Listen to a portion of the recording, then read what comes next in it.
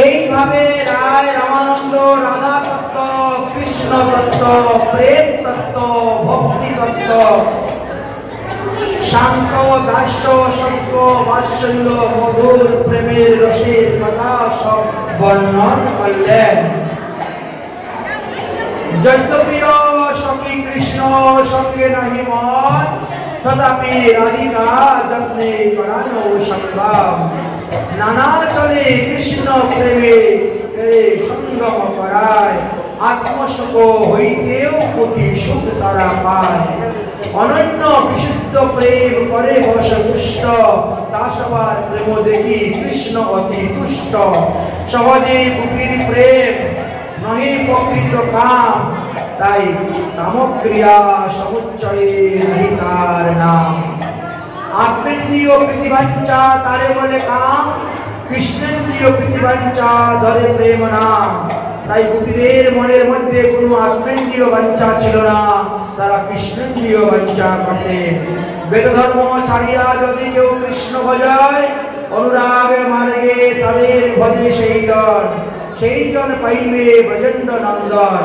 তাই ব্রজেন্দ্র নন্দন শ্রীকৃষ্ণকে যদি পেতে চাও, তাহলে ওই বেদ মার্গ বিধি মার্গ দেখে বসে থাকলে হবে না, রাগ মার্গে চলতে হবে।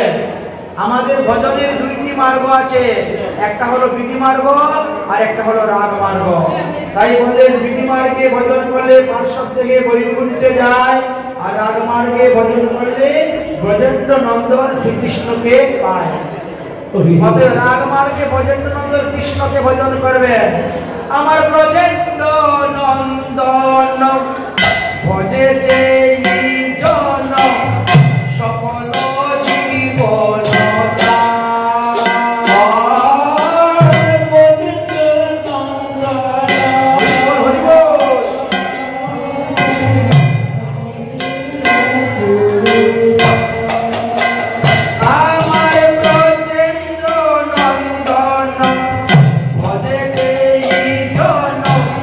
সকল জীবন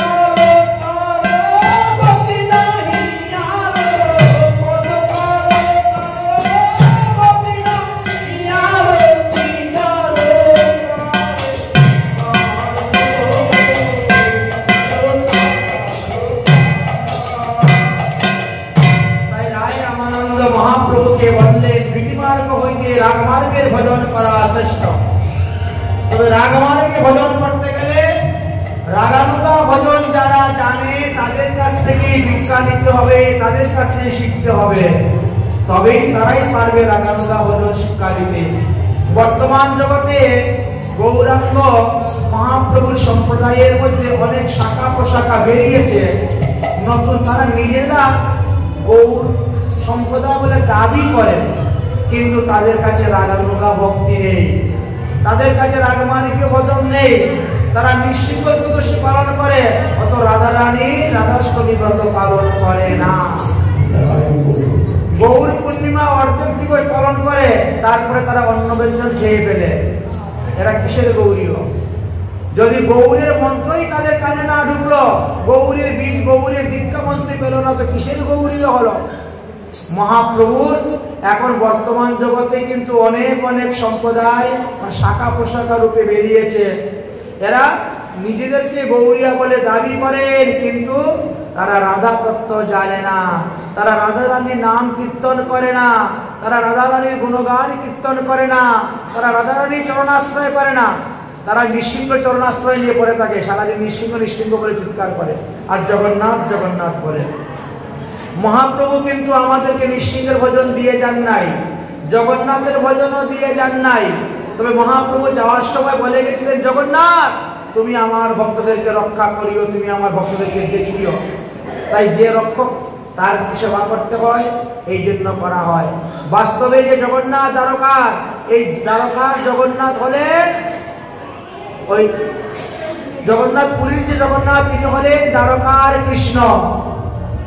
জগন্নাথ নন্দনন্দন কৃষ্ণ নন, যশোদানন্দন কৃষ্ণ নয়, ভজননন্দন কৃষ্ণ নন। এই জন্য আমাদের কোনো ভজন নেই। আমাদেরকে মহাপ্রভুর কাছে যত লোক গিয়েছে, কাউকে বলেন নাই যে তুমি পুরীতে থাকো, যাও বৃন্দাবন, যাও বৃন্দাবন, রাধা গোবিন্দের ভজন করো। রঘুনাথ গোস্বামীকে পর্যন্ত পাঠিয়ে দিলেন, এই নাও গিরিরাজ গোবর্ধন শিলা, এই শিলা নিয়ে পূজা করে বৃন্দাবনে বাস করো, যাও। আমরা পরবর্তী সময়ে জানতে পারবো তাই রাধা তত্ত্ব কতটুকু গুরুত্বপূর্ণ, রাধার প্রেম তত্ত্ব কতটুকু গুরুত্বপূর্ণ। তাই বলছেন, কৃষ্ণ ভজন করতে গিয়ে যদি অজ্ঞানে কারো হয় কোনো পাপ উপস্থিত, কৃষ্ণ তাকে শুদ্ধ করে না করায় কাষ্ঠিত। এত শুনি মহাপ্রভু তবে কইলা আলিঙ্গন, দুইজনে গলাগলি করিয়া করেন ক্রন্দন। যখন রাধা তত্ত্বের কথা শ্রবণ করলেন, মহাপ্রভু উঠে তখন আলিঙ্গন করলেন। এদিকে সমস্ত রাত্রি হরি কথা বলতে বলতে প্রভাত হয়ে গিয়েছে। কেমন করে যে রাত্রি প্রভাত হলো কেউ বুঝতে পারল না। রাধা কৃষ্ণের প্রেমরসে এতই আত্মহারা হয়ে গেছিলেন। মহাপ্রভু বলছেন, আহা তোমার কাছে এত রাধা তত্ত্ব আছে, কৃষ্ণ তত্ত্ব আছে, তোমাকে দেখলে তো বোঝা যায় না। অতএব নীলাচলে যাওয়ার পরে আমি তোমার সঙ্গ করব, তোমার সঙ্গেই থাকবো, এইভাবে বলতে শুরু করেছেন। মহাপ্রভু বলছে, ঠিক আছে নীলাচলে যাওয়ার পরে হবে, আমি কিন্তু আবার আগামী কল্য আসবো তোমার মুখ থেকে হরিকথা শ্রবণ করার জন্য। তাই দ্বিতীয় দিন মহাপ্রভু আবার সন্ধ্যার সময় গেলেন। দ্বিতীয় দিবসে যখন মহাপ্রভু সন্ধ্যার সময় গেলেন, তখন জগৎবাসীর মঙ্গলের জন্য বহুবিধ প্রশ্ন করেছিলেন। প্রভু বলেন, বিদ্যার মধ্যে কোন বিদ্যা সার? এই পৃথিবীতে বিদ্যার 64 প্রকার বিদ্যা আছে। এবার শ্রেষ্ঠ বিদ্যা কি বলেন তো রায় রামানন্দ? রায় কহেন, কৃষ্ণ ভক্তি বিনা বিদ্যা নাহি আর। তাই যারা কৃষ্ণ ভক্তি লাভ করতে পারছে, এরাই হলো শ্রেষ্ঠ বিদ্বান। তাদেরকে মূর্খ মনে করবেন না, তারা শ্রেষ্ঠ বিদ্বান। কৃষ্ণ ভক্তি হলো পরাবিদ্যা, আর স্কুল কলেজের লেখাপড়া হলো জাগতিক বিদ্যা। জাগতিক বিদ্যা হচ্ছে পরমাত্মিক বিদ্যা, কোটি গুণে শ্রেষ্ঠ। স্কুল কলেজের লেখাপড়া হলো জড়বিদ্যা।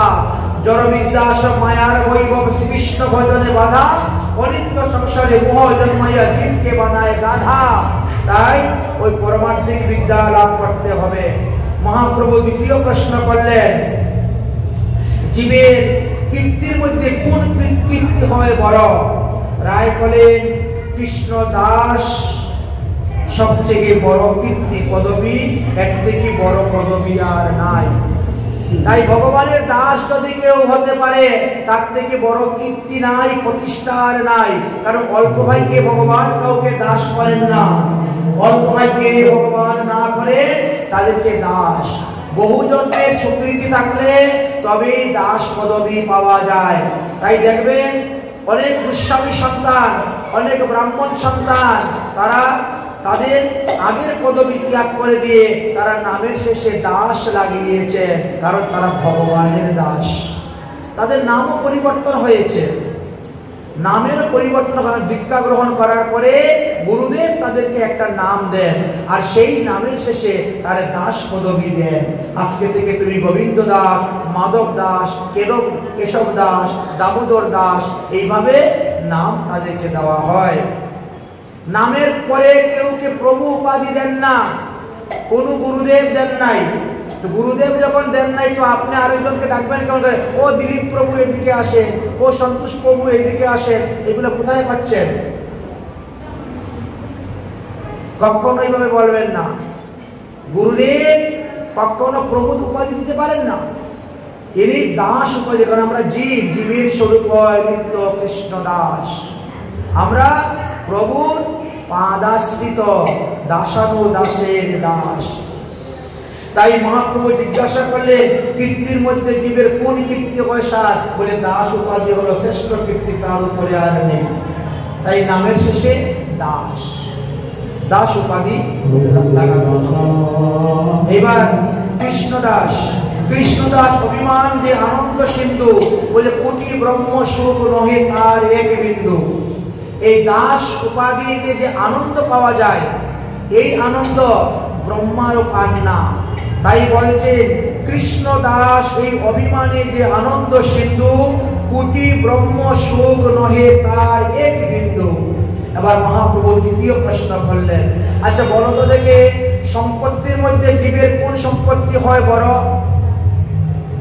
রায় রামানন্দ উত্তর দিলেন, রাধা কৃষ্ণের প্রেম সম্পত্তি যার আছে সেই ধনী বড়। এই পৃথিবীতে কে ধনী ব্যক্তি? বলে যার রাধা কৃষ্ণের চরণে অচলা ভক্তি হয়েছে, যে প্রেম ভক্তি লাভ করতে পেরেছে, তিনি হলেন সবথেকে বড় ধনী। এই কারণে তাকে বড় ধনী বলা হয়েছে। এই জন্য দেখবেন যে সমস্ত সাধুদের বাড়ি নাই, ঘর নাই, জল খাওয়ার পাত্র নাই, তাদেরকে ডাকো মহারাজ এদিকে আসুন, বলে না? মহারাজজি এইদিকে আসুন, মহারাজজি এইদিকে আসুন। কেন তাকে মহারাজ বলা হয়? রাজার চাইতেও বেশি ধন তার কাছে আছে, এই জন্য মহারাজ। তার কাছে কি ধন আছে? কৃষ্ণ ধন আছে।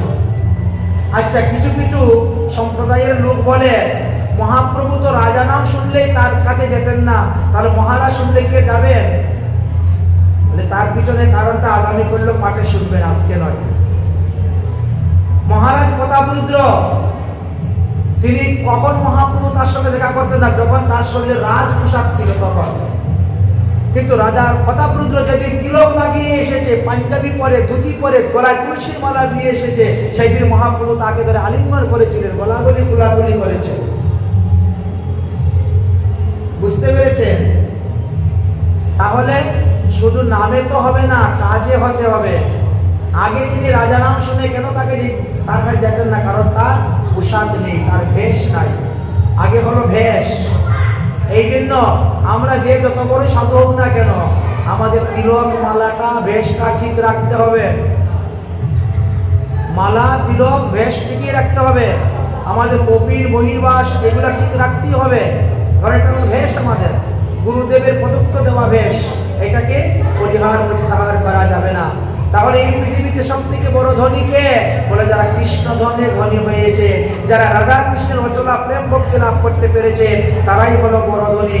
তাদেরকে মহারাজ বলে সম্বোধন করা যায়, কিন্তু প্রভু বলে সম্বোধন করা যাবে না, এটা নিষেধ করেছেন। এবার মহাপ্রভু চতুর্থ প্রশ্ন করলেন, দুঃখের মধ্যে সব থেকে গুরুতর দুঃখ জীবের কোনটা বলতো? রায় বলেন যে কৃষ্ণ ভক্ত বিরহ দুঃখ বিনা নাহি আর দুঃখ। সব থেকে বড় দুঃখ হলো যখন কোনো ভক্ত দেহ ত্যাগ করে নিত্যধামে চলে যায়, এটা সব থেকে বড় দুঃখ। কোনো ভক্ত যখন কোন ভক্তের বাড়ির দিকে চলে যান, তখন ভক্ত কান্না করে। নিজের মাতা পিতা মরলেও এত দুঃখ পায় না, মাথায় বাজ পড়লেও এত দুঃখ পায় না, পুত্র মরে গেলেও এত দুঃখ পায় না। কিন্তু কোন ভক্ত যখন তার বাড়ি থেকে বেরিয়ে চলে যান, তখন সে আর মুখ ধরে রাখতে পারে না, কান্না শুরু করে দেয়।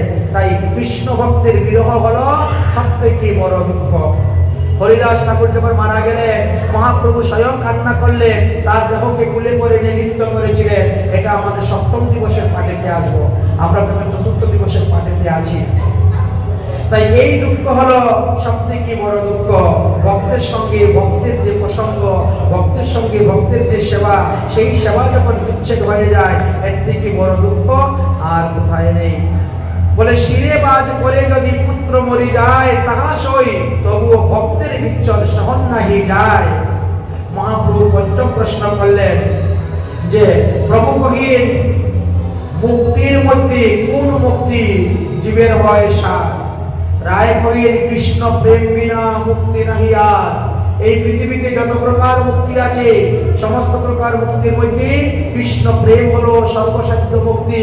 যে মুক্তি পেলে পরে আর পৃথিবীতে এসে জন্মগ্রহণ করতে হবে না, এই 84 লক্ষ যোনি ভ্রমণ করতে হয় না, মাতৃগর্ভে যেতে হয় না, নিত্য গোলকধামেশ থেকে ভগবানের সেবা পূজা করে থাকে। তাই এই মুক্তি হলো শ্রেষ্ঠ মুক্তি। মহাপ্রভু ষষ্ঠ প্রশ্ন করলেন, গানের মধ্যে কোন গান জীবের নিজ ধর্ম? পৃথিবীতে কত প্রকার গান আছে, সমস্ত গানের মধ্যে কোন গান গাওয়াটাই জীবের কর্তব্য? রায় কয়, রাধা কৃষ্ণের প্রেম বিলাস গান শ্রেষ্ঠ ধর্ম। তাই যত গান গাইবেন রাধা কৃষ্ণের উপরেই গান রচনা করবেন, পদ রচনা করবেন, গান গাইবেন, শ্রবণ করবেন, তাহলেই মঙ্গল হইবে। আমাদের মহাজনগণ এই জন্য রাধা কৃষ্ণের উপরে গান গাইতেন। আহা বৃন্দাবনেশ্বরী, আহা বৃন্দাবনেশ্বরী, আর আহা বৃন্দাবনেশ্বরী, আহা বৃন্দাবনেশ্বরী, আমি তোমার চরণে নপুরের ধ্বনি শুনিব শ্রুতি ভরি। আমি তোমার চরণে নপুরের ধ্বনি শুনিব ভরি। আহা বৃন্দাবনেশ্বরী, আহা বৃন্দাবনেশ্বরী, ছন্দের কমল বলয়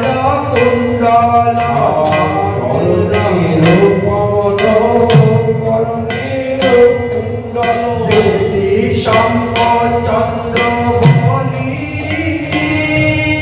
দেবী শঙ্কর চন্দ্র বলি, আরে যব শক্তি গদা সময় চাঁদি চিহ্ন, তব শক্তি কথা যব শক্তি গদা সময় চাঁদি চিহ্ন, যব শক্তি কথা সময় চিহ্ন, দেখিব নয়ন ভরি, আমি দেখিব নয়ন ভরি, আমি দেখিব নয়ন ভরি, আমি দেখিব নয়ন ভরি। চরণ সুগন্ধি আখ্যান করি, আমি চরণ সুগন্ধি, চরণ সুগন্ধি আখ্যান করিয়া, চরণ সুগন্ধি আখ্যান করিব, হইব কি গুণ ভক্ত, আমি চরণের সুগন্ধি আখ্যান করিব,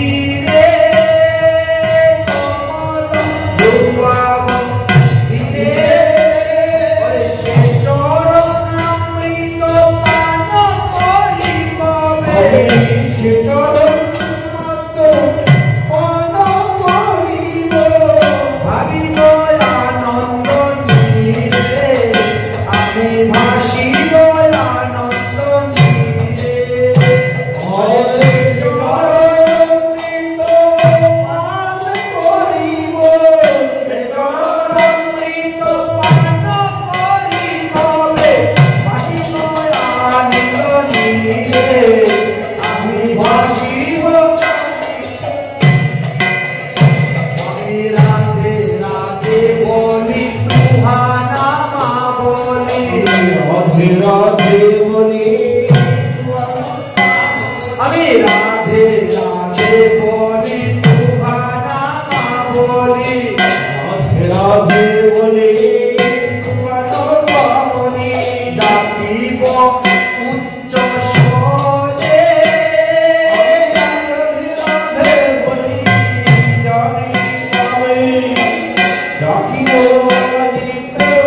চিন্তে নামের সহিত এমুর জীবন নামের সহিত এমন জীবিত যাবে তুহা পদতলে আমার যাবে তুহা পদতলে নামের সহিত এমুর জীবন নামের এমন সহিত যাবে তুহা পদতলে যাবে তুহা পদতলে বলে শৈলেন্দ্র মুকুট মণি গোবর্ধন হইলে চন্দ্রকুন্দ ধন এতে নিবাস করি আমি তোতে নিবাস করি ওই কৃষ্ণ দাস এই নিবেদন করে কৃষ্ণ দাসের নিবেদন করে পূর্ণ করো প্রাণেশ্বরী আমার পূর্ণ করো প্রাণেশ্বরী এই পূর্ণ করা করে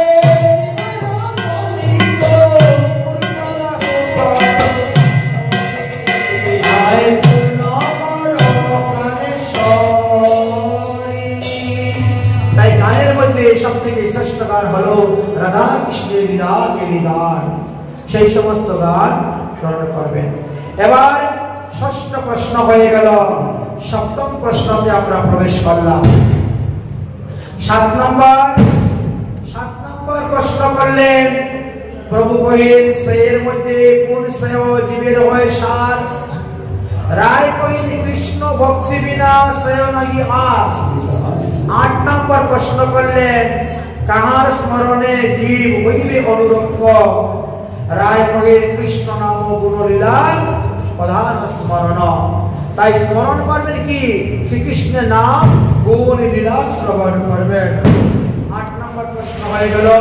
9 নম্বর প্রশ্ন করলেন, প্রভু কহিলেন জীবের মধ্যে, প্রভু বলেন ধ্যানের মধ্যে জীবের কার ধ্যান করা কর্তব্য?